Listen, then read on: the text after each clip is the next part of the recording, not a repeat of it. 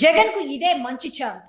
అసెంబ్లీకి రా జగన్ అని ఛాలెంజ్ విసిరారు సీఎం చంద్రబాబు నాయుడు. ఇది వైఎస్ జగన్మోహన్ రెడ్డికి ఒక సువర్ణావకాశం అని చెప్పాలి. ప్రతిపక్ష హోదా ఇచ్చినా ఇవ్వకపోయినా ఆ హోదాలో ఉన్నట్టే. ప్రజలకు ఆ డిఫరెన్స్ తెలీదు, పట్టించుకోరు కూడా. అసెంబ్లీలో కూర్చున్నారా, ప్రజల పక్షాన మాట్లాడుతున్నారా అన్నదే చూస్తారు. పైగా చంద్రబాబు నాయుడు పిలుపుతో జగన్మోహన్ రెడ్డి అసెంబ్లీలో అడుగు పెడితే అధికార పక్షం డిఫెన్స్ లో పడ్డట్టే. ఏదో ప్రిపేర్ అయి వచ్చారని ముందుగానే సర్దుకోవచ్చు. వైసీపీకి ప్రతిపక్ష హోదా లేదు కాబట్టి, జగన్ ఒక సాధారణ ఎమ్మెల్యేనే కాబట్టి ఇంతకంటే ఎక్కువ సమయం ఇవ్వలేము అనే కారణంతో అధికార పక్షం మైక్ కట్ చేసినా అది జగన్ కి అడ్వాంటేజే. పిలిచారు, వస్తే గొంతు నొక్కేస్తున్నారు అని ప్రజలకే చెప్పొచ్చు. పైగా కూటమి సర్కార్ను ప్రశ్నించడానికి బోలెడు అంశాలున్నాయి. ముఖ్యంగా రైతులు తీవ్ర ఇబ్బందులు పడుతున్నారు. పండించిన పంటకు గిట్టుబాటు ధర రాక అల్లాడుతున్నారు. ఇప్పటికే యూరియా కొరత మొదలైంది కూడా.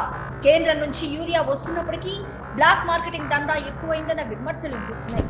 యూరియా పక్కదారి పట్టడానికి ఏమాత్రం వీల్లేదు అని స్వయంగా సీఎం చంద్రబాబు నాయుడే అన్నారంటే ఆల్రెడీ అది మొదలైనట్టే అర్థం చేసుకోవచ్చు. అసెంబ్లీలో రైతుల కష్టాల మీద మాట్లాడితే చాలు, సగానికి పైగా రాష్ట్రాన్ని అడ్రస్ చేసినట్లే.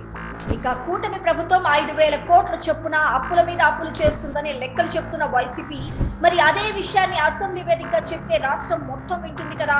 మహిళలపైన, మహిళా అధికారులపైన కొందరు ఎమ్మెల్యేల అనుచిత ప్రవర్తనను హైలైట్ చేసినా చాలు, కూటమిని డిఫెన్స్ లో పడేసినట్లే. రీవెరిఫికేషన్ పేరుతో అర్హులైన కొందరు దివ్యాంగుల పెన్షన్ తీసేశారు.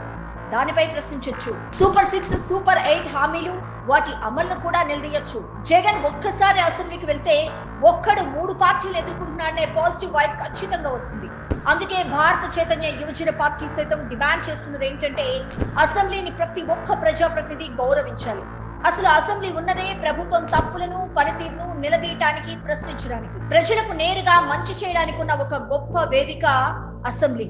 అందుకే వైఎస్ జగన్మోహన్ రెడ్డి అసెంబ్లీకి వెళ్లి తనకు ఓట్లు వేసిన 40% మంది ప్రజల పక్షాన గొంతు వినిపించాలని కోరుతుంది భారత చైతన్య యువజన పార్టీ.